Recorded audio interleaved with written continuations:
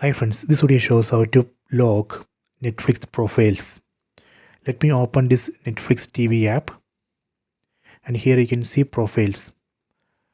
I am going to lock this profile Sam, but you cannot lock profile using Netflix TV app. Instead of that, you have to use Netflix mobile app. See, I already installed Netflix mobile app. Let me open this. Then we need to set the profile. Then tap on this My Netflix icon over here. Tap on these three lines on top right corner. Go to Manage Profiles. Then select the profile that you want to lock. Let me select this profile named Sam. Then tap on Profile Lock. Tap on Create Profile Lock. Here we need to enter the password of Netflix account. Then tap on Enter.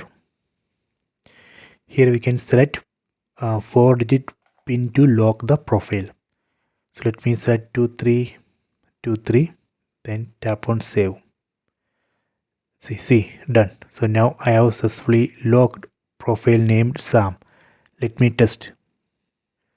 See, right now I am in children profile. Let me try to switch to profile named Sam. Let me select profile Sam. See, it's asking for the PIN.